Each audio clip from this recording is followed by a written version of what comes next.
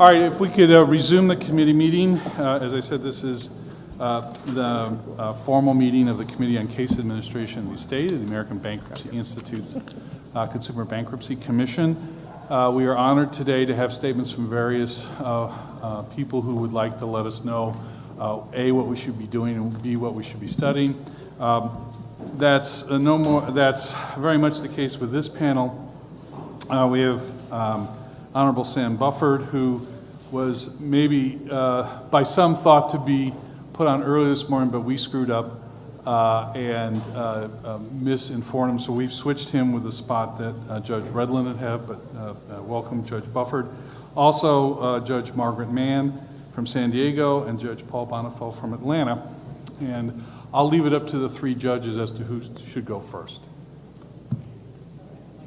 You can do paper, rock, scissors if you want. We were told you would tell us. Oh, fine. Well, we were just delighted to know. I figured someone whose job is to make decisions every day would be easy for you, but if that's not the case, Judge Bonifel, if you would please start. Well, I'll start. You quit that job, right? Yeah, it's not my day job anymore, that's right. We were just delighted to learn that you do not have contempt powers. I'm Paul Bonifel from Atlanta and Rome, and I have outlined a number of things in my written material. I would encourage the commission to, if you really get energetic about this, to think about a complete revamp of the bankruptcy code for consumer debtors, and just give us one chapter. And I've outlined a way that could happen. It would permit debtors to retain property under either way. So, but I sort of understand that's beyond the scope of where y'all think you are. So I have some more modest proposals. And I should say first, I definitively agree with the observations about Chapter 7 attorney's fees for the debtor's attorney. That ought to be fixed. The Seventh Circuit ought not to have broken it because, in my judgment, those fees are not dischargeable anyway. But that needs to be fixed. And I think someone had mentioned a concern about debtors might charge, or debtors' attorneys might charge more if it's going to be paid over time than if it's paid in cash. And of course, that's already happening now, and we call them fee-only Chapter 13 plans. Anyway, so I'll concentrate on four ideas to think about. The first is we really need to get rid of debt limits in Chapter 13 cases. Congress has given us, they've tried to put Chapter 13 in Chapter 11. Those two things really don't work. And so the debt limits ought to just go away. I'm not sure why they were there to begin with, other than possibly an idea that these should be limited to consumer cases or whatever, but I think we've reached a stage where that just ought to go away. There ought to be one availability of relief for debtors, regardless of how much they owe.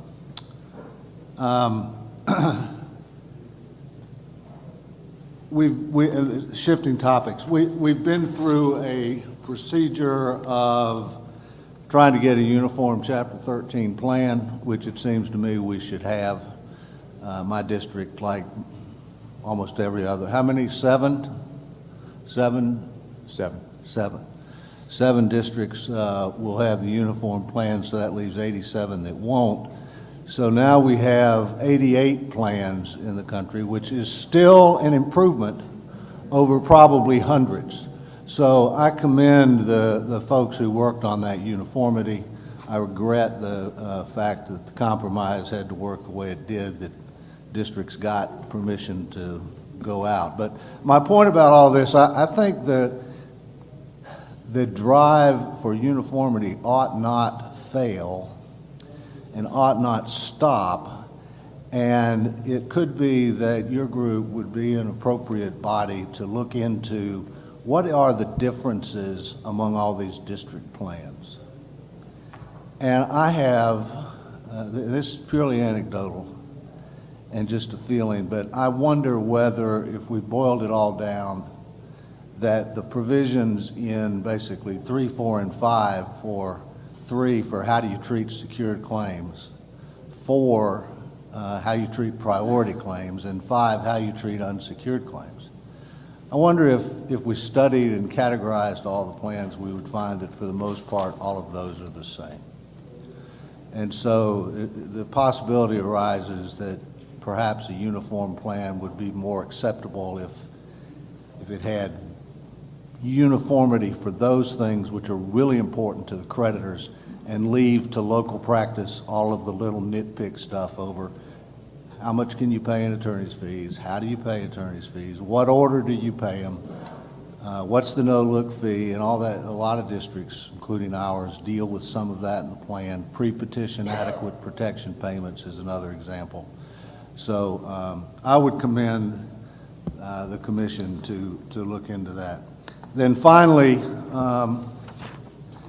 I think the time has come to revisit the idea of cram down of cram down of junior real estate mortgages. There is very possibly must have been some good reason in 1978, really the last time that the bankruptcy community got together and Congress actually passed a decent bankruptcy law, in my judgment.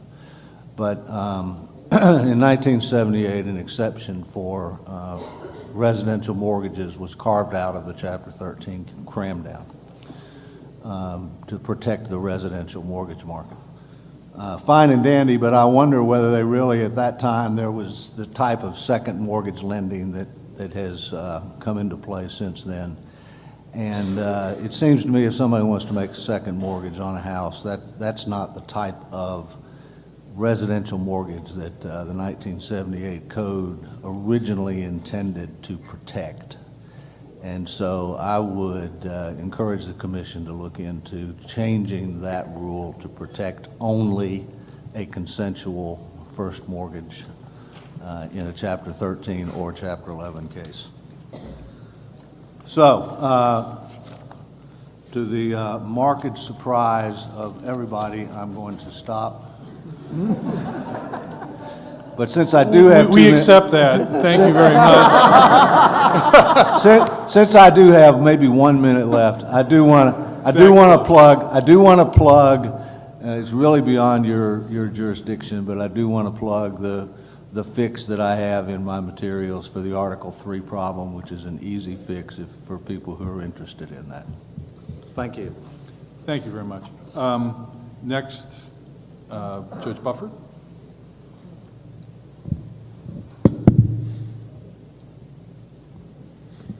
Thank you very much. Sorry about the confusion as to timing. I chair a subcommittee of the ABA business law section with respect to revisions to the consumer provisions in the bankruptcy code.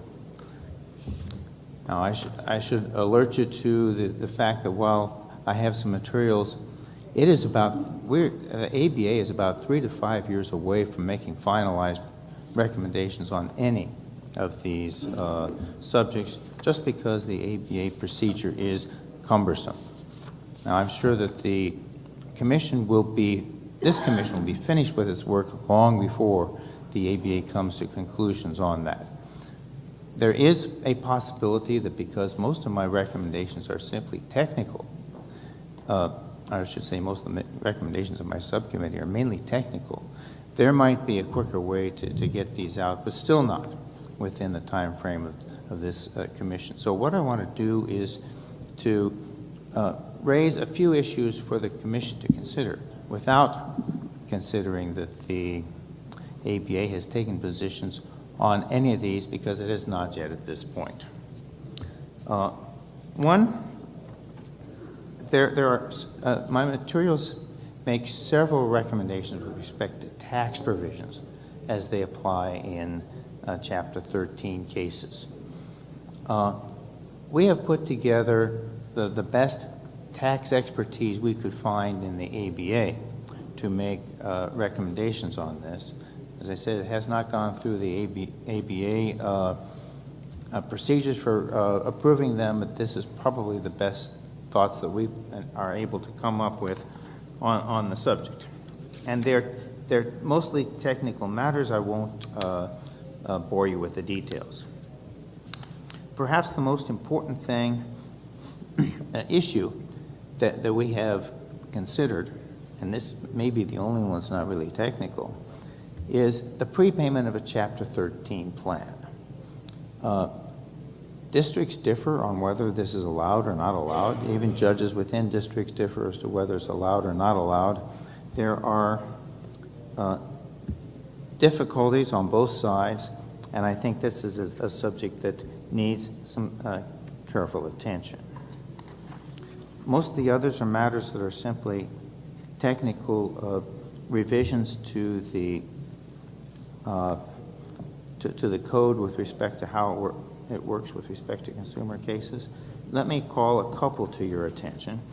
One is the trustee fee for a Chapter 7 case. This is fixed in a statute, and Congress doesn't get around to revising it very often. And so one thing that the Commission should think about recommending is that rather than expecting that Congress in the 40-year cycle for revising bankruptcy law, that we should wait until the next 40-year cycle runs before fixing the Commission for Chapter 7 trustees, that rather than a fixed amount, that it be pegged to a fee that a debtor pays in a Chapter 7 case. So that, and this tends to get revised about every 3 years. And this would then mean that the Chapter 7 trustees' compensation, their base compensation would be revised about that often as well. The waiting 40 years, the amount of the compensation tends to get badly out of date. So there's that matter to consider. We have several recommendations with respect to simply making Chapter 13 or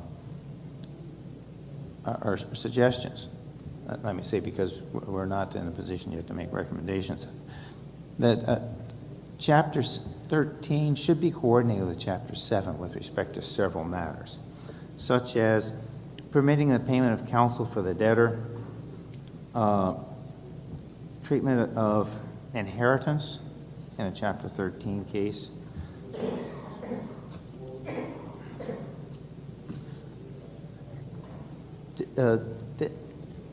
discrimination in employment, Section 525. Now, this is not a Chapter 7 versus Chapter 13 matter. This is a matter, distinction that the statute draws between public employers and private employers. And perhaps the Section 525 prohibition on discriminating against somebody who's filed a bankruptcy case where that discrimination applies only to public employers, the private employers maybe should be included in that as well. With respect to, I'll raise one more matter, the Chapter 7 process. There are a number of technical revisions that could streamline the Chapter 7 process. Where the tax returns go, maybe they should go to the trustee rather than be filed with the court. Filing tax, as you know, I served for 25 years as a bankruptcy judge. Filing tax returns with the court is not a good idea typically because it makes them open to the public. And the information can be used for tax fraud. Security deposits, there are a couple of problems with security process deposits. and how the bankruptcy code applies to them that could be streamlined. Utility deposits similarly. Assumption of residential leases.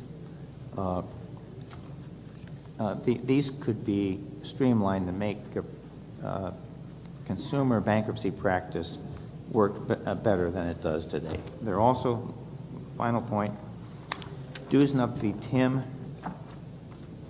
raised a problem with that Chapter 13 lawyers have to deal with, that Dusnup versus Tim was a technical decision made by the United States Supreme Court based on the code, and if the code was revised, of course, then that would eliminate the outcome in that case, and that should be thought about. Thank you.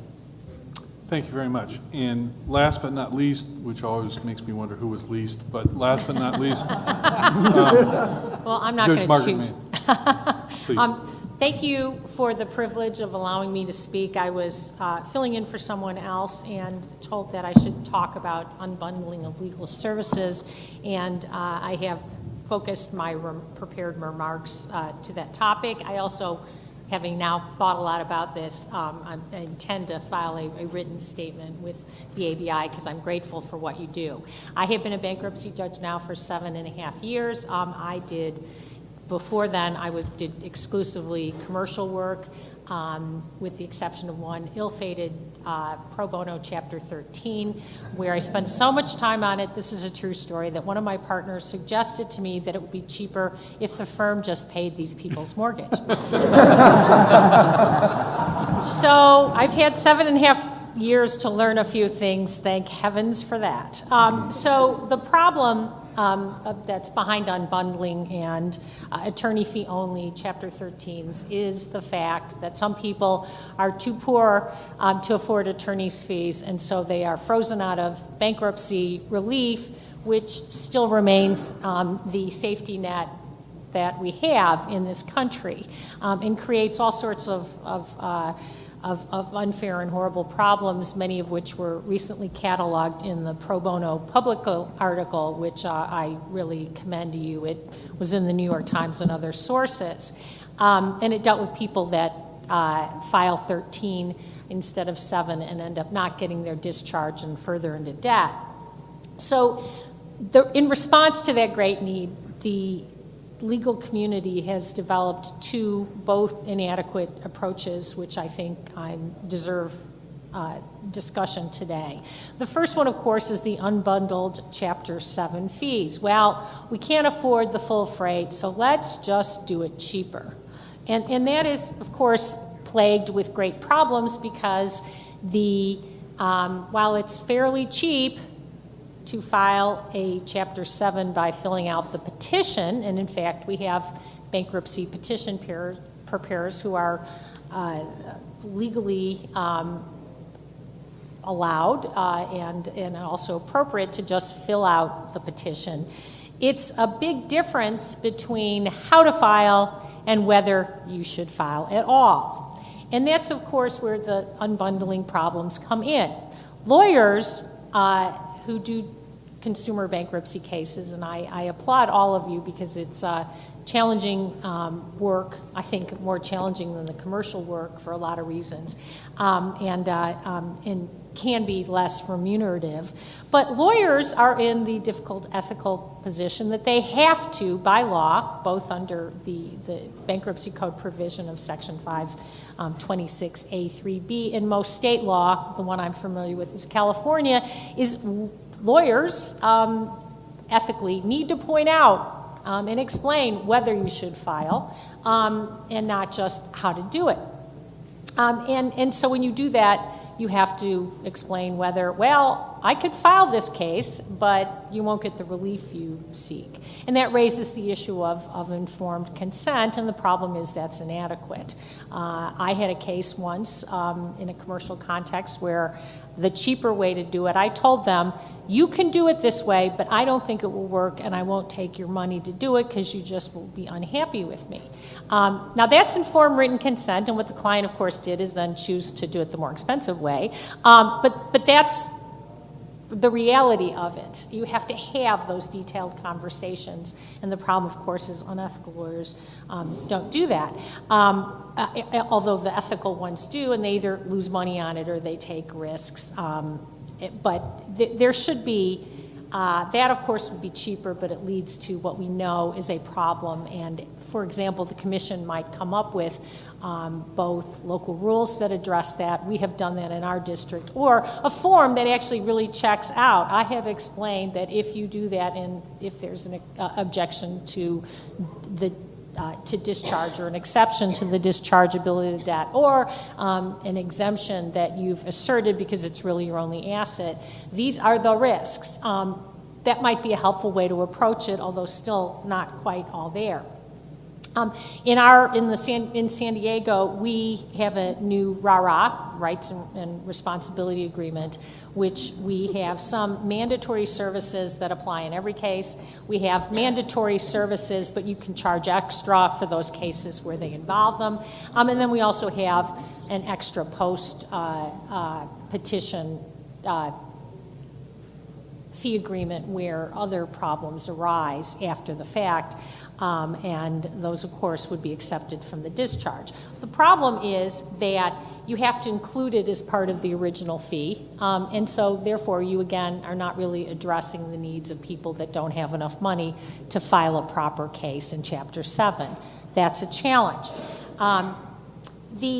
So that takes us to what might be the solution there, and I think it can be easily implemented. I'm not sure you could successfully ever get it through Congress, but I suppose that's beyond the purview of your committee and everyone else in this room. But suggesting it might nevertheless be useful, and that is, why not make payment provisions for Chapter 7 attorney's fees be accepted from discharge under 523? You could also overrule the Lamy decision. The problem with the Lamy decision is it doesn't work for no asset cases, which is, again, the gripping problem that everybody's dealing with. So those are my thoughts for how we might be able to address it. Let's just say, sure, have payment provisions accepted as or included in property of the estate, maybe in connection with Lamy under 541, or don't, but then just say it's not discharged expressly. The other option is the fee-only Chapter 13s. This would not take any code amendment, but this leads to some of the horrible problems you get when the debtors, and I've seen this in my own practice, these are people who live on the edge, and they are always one car problem, one medical problem, a drop in the number of hours they get in overtime at work away from financial catastrophe. And the problem with fee-only Chapter 13s is it doesn't address that problem. The last problem, of course, is that Chapter 13s, fee-only Chapter 13s, are the most expensive money out there. You have the debtor's attorney's fees, which tend to be more. You also have the problem with the trustee's fees, which are high, and so the system puts itself in a situation where it charges the same rates as payday lenders. Just economically, I'm referring to it, so that seems to militate in favor of a Chapter 7 payment-only solution. Those are my remarks. I hope they're helpful for the work you do, and I'm grateful on behalf of the consumer debtors that appear in front of my court and in me trying to deal with them. Thank you. Thank you very much. Now open for questions from the committee. Bruce? Yes. Judge, initially, thanks to all of you for coming and testifying today. Judge Bonifel, in continuing our dialogue over the years, have you considered a debt limit in the alternative, rather than getting rid of the debt limits altogether? Have you considered an increased debt limit in the Chapter 13 context? No, not really.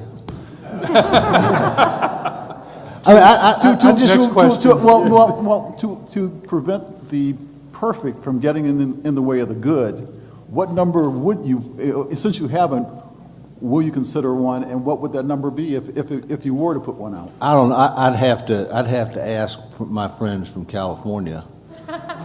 No, because that's where part of the problem has come from, because they, at least they did, they'd have secured debt that would fit within the limit. But See, there's a big deficiency because the value of property has gone down, so now they're over the unsecured part. Am I right about that? Right. Well, what basically the law, as I recall it, is that what happens is if the fact that the mortgage is partially underwater is apparent from the schedules, then by law you treat it as an unsecured debt and a secured debt. That might, of course, generate problems with the debt limits in the unsecured context, but that's how we handle it. The problems with 13s is it does exclude the value of real estate in California. We are not the most expensive area, San Diego, but I think the median home price is still around $500,000. That's median. So, it goes up from there, and you can buy a lot of junk for $1 million in California, and particularly San Diego. So it is a problem with consumer debtors. They get pushed into consumer, individual chapters 11s, which have their own set of problems. So I think that certain adjustments to the debt limits would put, true consumer debtors and not just real estate speculators into a bankruptcy mechanism which would be more cost-effective and provide the relief necessary. Because we're supposed to come to consensus, what I'm looking for is some alternative, maybe getting rid of the distinction between secured and unsecured and having a much higher debt limit. That's one of the things that I've seen in proposals. Sounds creative, sounds almost like an insult, but that's... My question would be, why can't a real estate speculator be in a Chapter 13 case? Because he may be a real estate speculator who doesn't have any real estate anymore. Fair enough. And all he's got is deficiency claims he's got to deal with. Why can't that poor slob be in a just because he was in business that failed and now he's working as an insurance salesman, why can't he get Chapter 13 relief without having to deal with the absolute priority rule, which also ought to be abolished? On behalf of the poor slob, I'll object to the slob designation.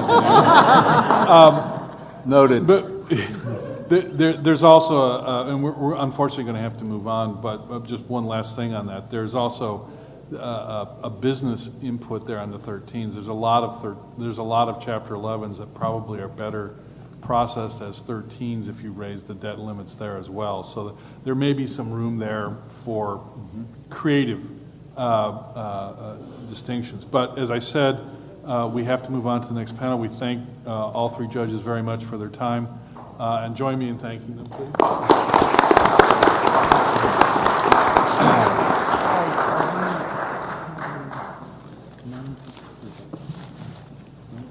So for the next panel, we have we're lucky enough to conclude with 3 more judges who will speak. I'll wait for them to get kind of settled before introducing them a little bit.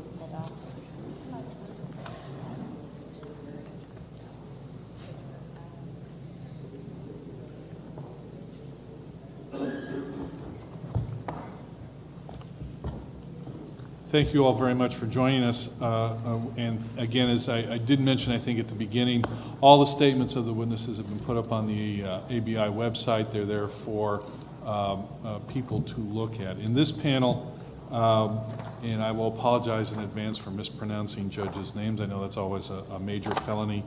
The Honorable Michael Fogone, Honorable Kate Ferre, and Honorable Mary Grace Deal. That one I know I got right.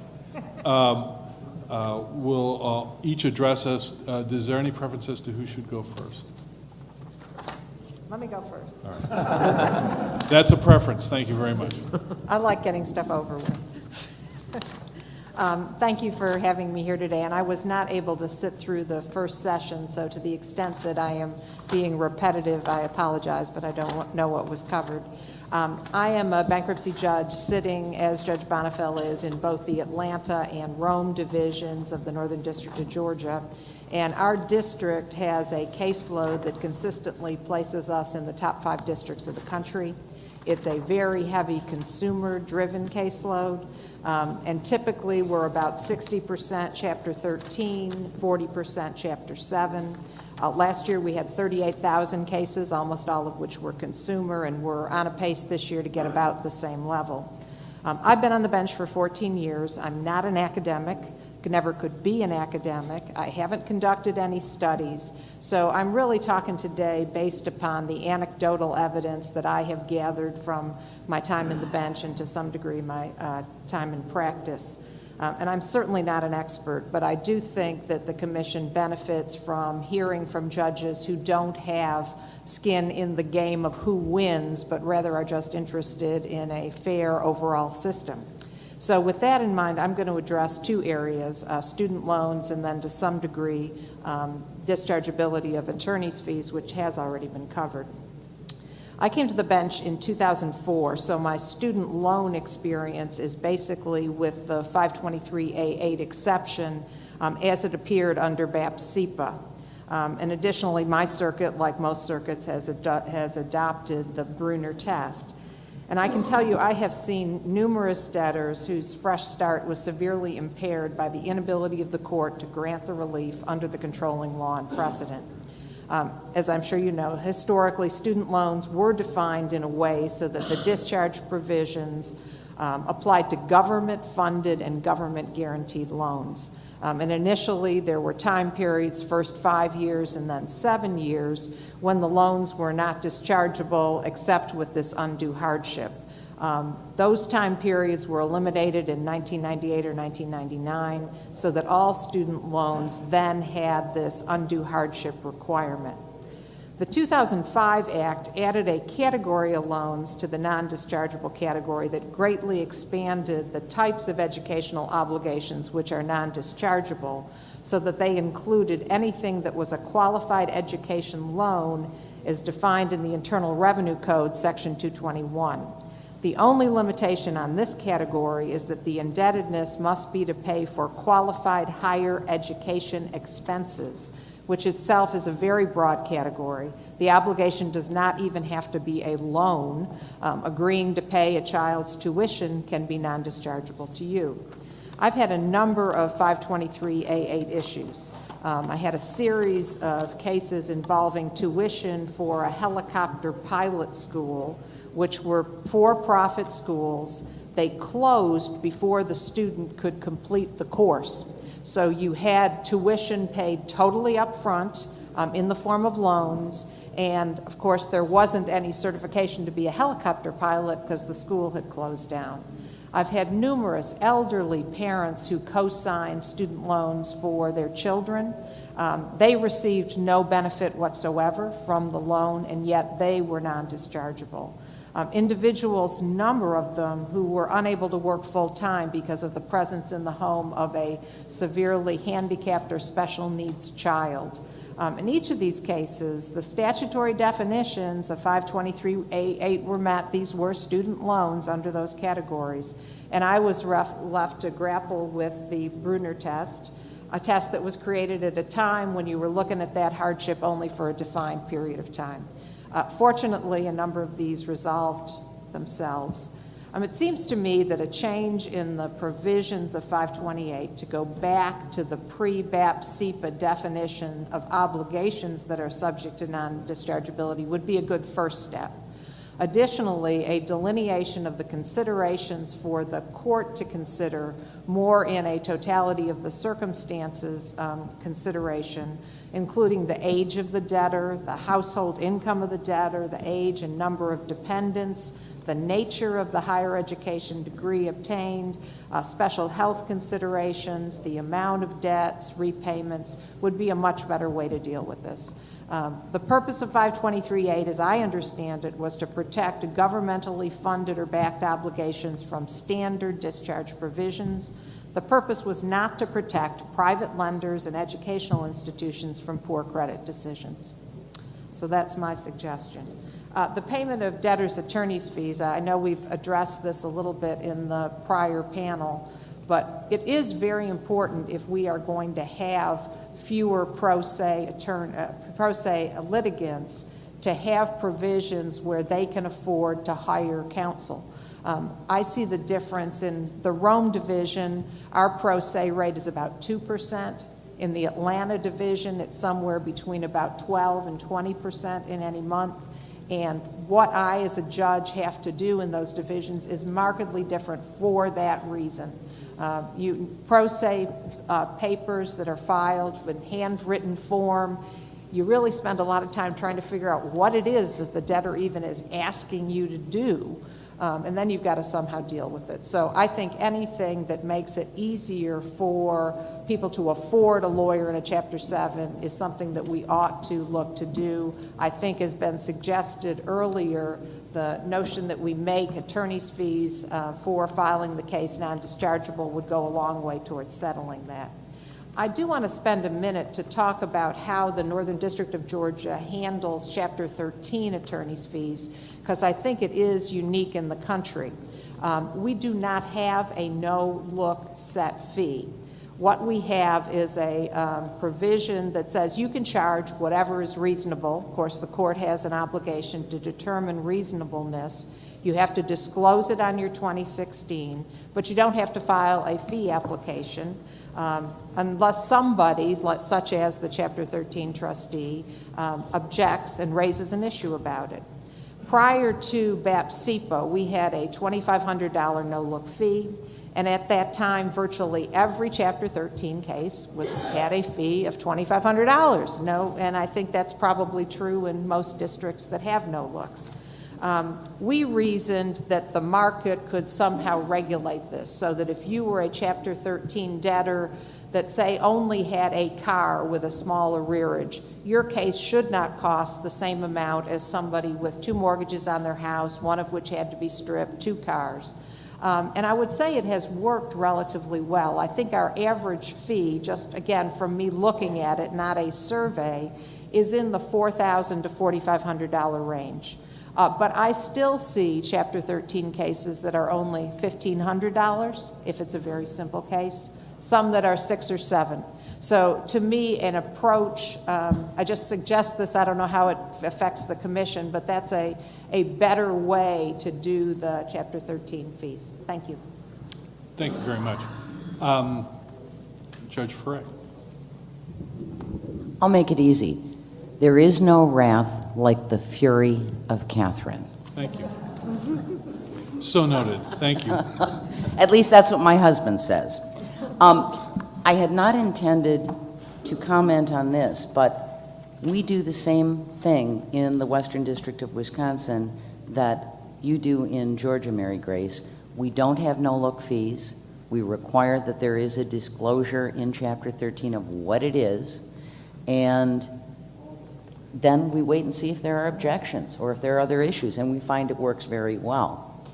That said, thank you very much for the opportunity to speak to you today. I did submit written comments, and I'm going to try and avoid duplicating those. Rather, I'm going to focus on 4 what may be seemingly unrelated issues, but I promise you there is a theme. Each of them, in my view, has a direct impact on the cost and efficiency of consumer bankruptcy proceedings. And it's the cost to debtors, creditors, trustees, attorneys, and to the court and court staff. Each of these items, I believe, in its current form, increases the costs. The first I want to address are forms. In my view, the revised schedules adopted in 2015 were a solution in search of a problem. Initially, I thought it was simply that old dogs can't learn new tricks and that I had difficulty reviewing the new schedules because I was so used to the form of the old schedules. Much to my surprise, I have yet to find anyone who practices in my district, consumer lawyer, debtor lawyer, or trustee, who likes the new forms, who finds them easier, more efficient, or better than the old forms. There may be one perhaps exception, which is on Schedule D. Schedule D used to have a box for you to describe the collateral and perfection. And often in consumer cases, that was largely ignored. At least the new forms do have a check the box, so you can check whether it is a residence, a car, or other. We have found, and I am told by trustees, that there has been a substantial increase in the number of cases where they must continue Section 341s, where they are requiring amendments to the schedules because these schedules are not as well completed, as easily completed, or as reviewed. And just anecdotally, I was told this morning, or I was reminded this morning, that the sheer volume of the schedules, not only not better organized, has gone from about 40 pages to about 60 pages. As a practical matter, that merely increases the cost for everyone. The second thing I want to mention are fee waivers. Compensation for trustees is not particularly adequate. We all know that. But that's not something that this commission can directly affect. However, looking at the $60 fee and having represented one of my former partners when I was in practice, who was a panel trustee, anything that makes the job of the trustee more efficient is better. Anything that can encourage attorneys to represent debtors is better. And my partners were more than happy to trade off the $60 fee when there was a fee waiver in the event that there was an attorney representing the debtor. I know in my district, we permit fee waivers even if lawyers are paid fees. But in a number of other districts, if an attorney has received payment to represent a debtor, they are routinely denying IFPs. The third issue is notice and hearing. Notice and hearing means you get the opportunity to have a hearing. Requiring hearings where, for example, in a Chapter 13 confirmation, there is no contest, there is no objection, is simply a waste of the court's time and a waste and increasing the costs for all of the lawyers and creditors who represent the party. My final comment is going to be a little heretical. It relates to local rules. Admittedly, I come from a district that is unusual with regard to local rules. We currently have 8. And I am pleased to say that as of December 1st, including a new rule opting out of the national plan, we will be down to 6. Local rules are problematic. I certainly recognize there are differences in culture and reasons to do that. But adding local rules increases the cost for lawyers because they have to figure out all of the local rules. And as our pro se cases increase, at least pro se debtors can look on the internet and get some idea about what the code and the official rules say and what they might mean. They don't even have a clue that local rules exist. Thus, I think it imperative that we do something to address the incredible multiplication of local rules and the inconsistency in practice that they represent. Thank you very much. Thank you. And finally, Judge Fagoni. Again, I probably In the mispronounced last that. but least category? Sure. Fair enough. Whatever the judge says, I go along with. So let me start by thanking the committee for the invitation to be here, each of the commissioners for their contribution of expertise, and the ABI generally for its support of this very important project. Before I became a bankruptcy judge, I worked in private practice almost exclusively in the business bankruptcy arena, and I had very little experience with consumer bankruptcy. Since my appointment, a substantial majority of my work has been on the consumer side of the docket, and I have been involved with student loan issues both as trial judge and as a judicial mediator. So I want to talk about student loans.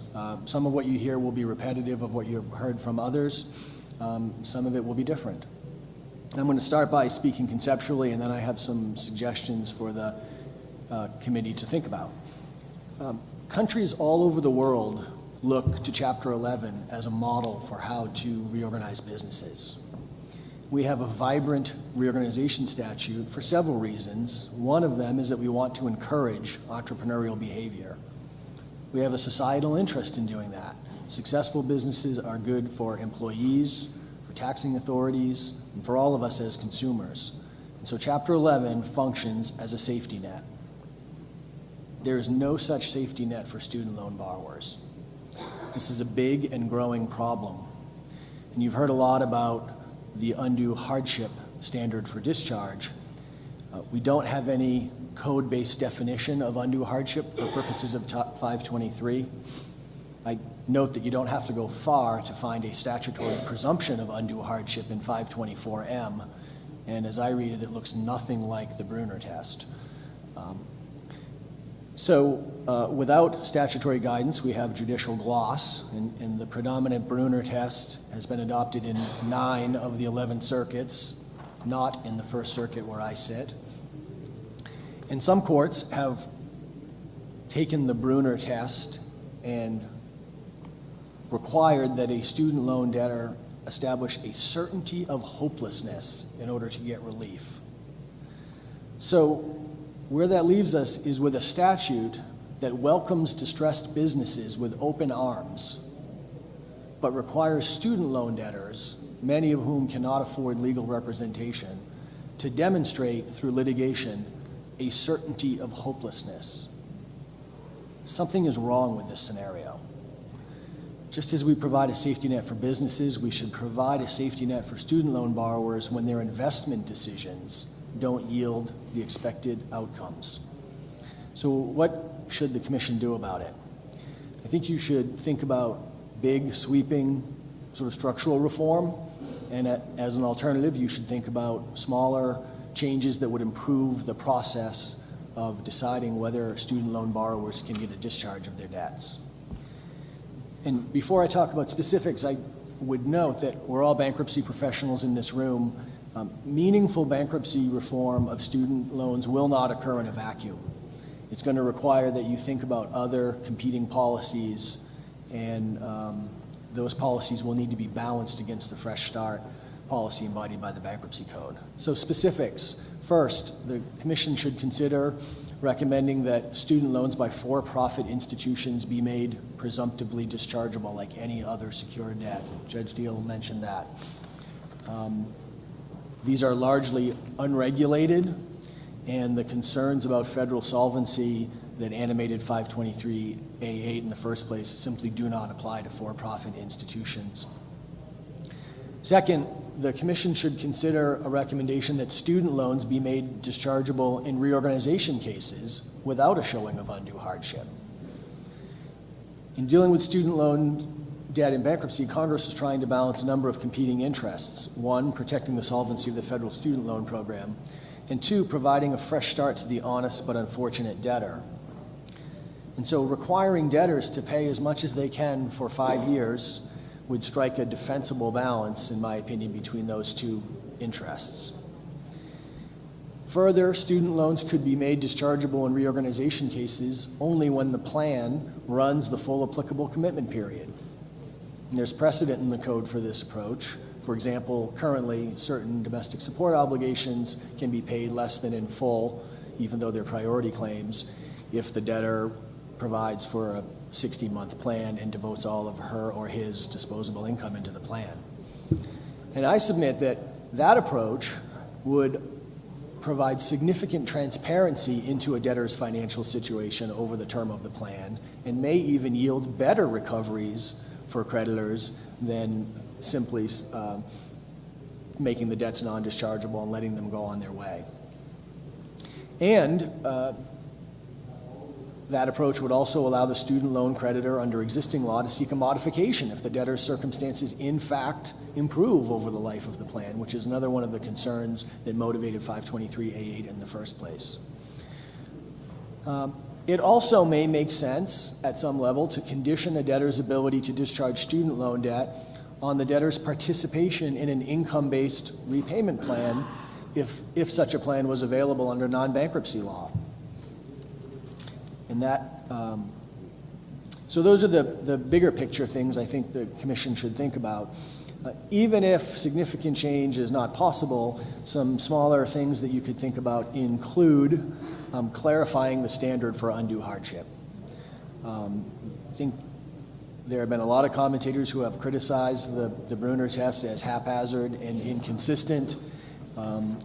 It would be relatively easy to provide a more objective standard like we do now for the means test under Section 707. There are ways that we could provide clarity and therefore reduce litigation costs when it comes to student loans. Another place where clarity would help is to clarify the relationship between discharge of student loan debts and the availability of the income-based repayment plans. That's a point that is discussed extensively in case law and not always with consistent results, and so you could address that. The Bankruptcy Code is silent on partial discharge of student loans, and that's another area where the Commission could make recommendations for improvement.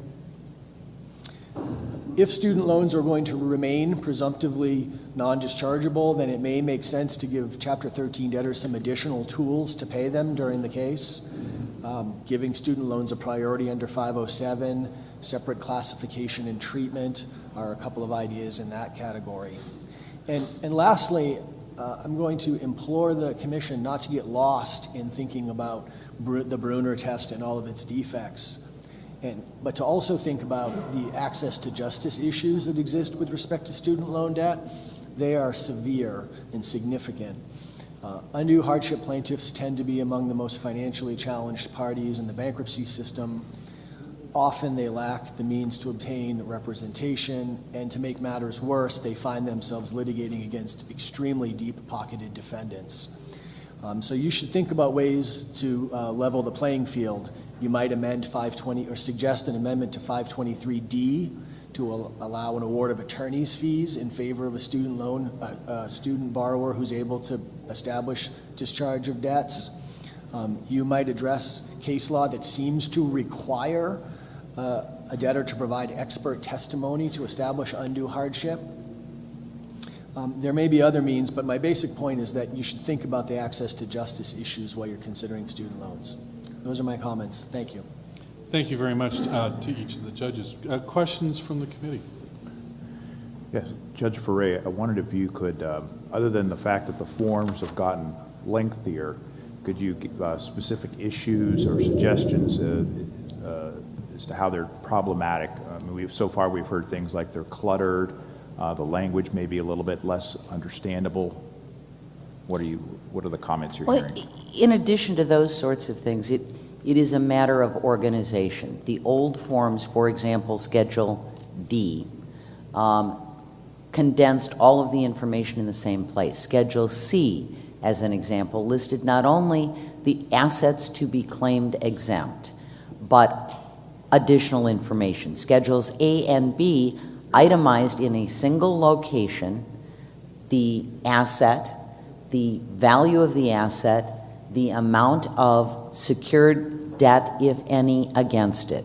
Schedule D allocated and broke down or reiterated for you, here's the total amount of the claim, here's the value of the asset, therefore here is the unsecured portion. It is those sorts of things that made the forms shorter, frankly, eliminated a lot of the pages, and put all of the information relevant in a single location. And so those sorts of changes going back in many respects, I mean, the typeface is prettier, but going back to the general organization that really was there in the old forms made the review and looking for the kind of information you want to identify much more efficient. And if it's more efficient, it's more transparent, and it's more cost-effective because it takes less time. Thank you. Other questions? I actually, then, in absence, have one for to pick up on the 4 points. You mentioned notice in a hearing. I'm interested if you could expand on that in terms of what types of things you would think that either the commission could recommend, or if we were going to kind of start with a blank page, what we should do with it. The code and the rules have, as you know, in various locations, slightly different descriptions. There is notice and hearing, and there is notice and a hearing. Whether there is a distinction or not, at least in my district, we have always viewed those as two different things. We have viewed notice and a hearing as requiring a hearing, and notice and hearing as merely affording the opportunity for a hearing. Thus, in instances such as confirmation of a Chapter 13 plan, if there is no objection to the plan, if it's been recommended, certainly the judge can look at the plan, and if the judge decides there's an issue, could schedule a hearing. But in the absence of that, I mean, I see many districts where literally there is a calendar call of 100, 200, 300 confirmation hearings. And in some of those districts, if nobody objects, they just sort of check it off and move on to the next one. But in other districts, people are still required to appear. Those sorts of things add to the cost. And you know, whether it is clarifying what that means, whether it is defining or putting a better emphasis in the rules themselves, that notice and a hearing means you conduct a hearing, and notice and hearing means it's an opportunity for a hearing if there's a request, if there's an objection, and if not, no hearing is necessary, may be one way to approach it. I'm sure there are smarter folks around the table and on the commission than I in how to address that. But I'm just seeing in many districts, and I'm hearing from many of the folks, that they're attending hearings that are taking up time when nobody's really objecting. And I don't know what the point is, especially where consumer debtors are represented, either of their having to pay a lawyer or take time off from work, which means they're losing money when they're already financially stressed, so that they can appear at a hearing that ultimately is really not necessary. Thank you. Yes, last question. Judge Deal, I'm not sure whether I heard or not. To what do you attribute the lower rate of pro se filers in the Rome division? I think it's a small town culture thing. I think that, you know, I've been up there when somebody's pro se and one of the other lawyers will say, I'll take his case. Okay. But it really is a market. I mean, you practice in both divisions. You've seen it. Yes. I just didn't know why. Well, you two can carry on that dialogue, but I think we're now, unfortunately, at the end of time. I'd like people to join me in thanking the people who testified. And we will then adjourn this meeting of the committee. Thank you very much.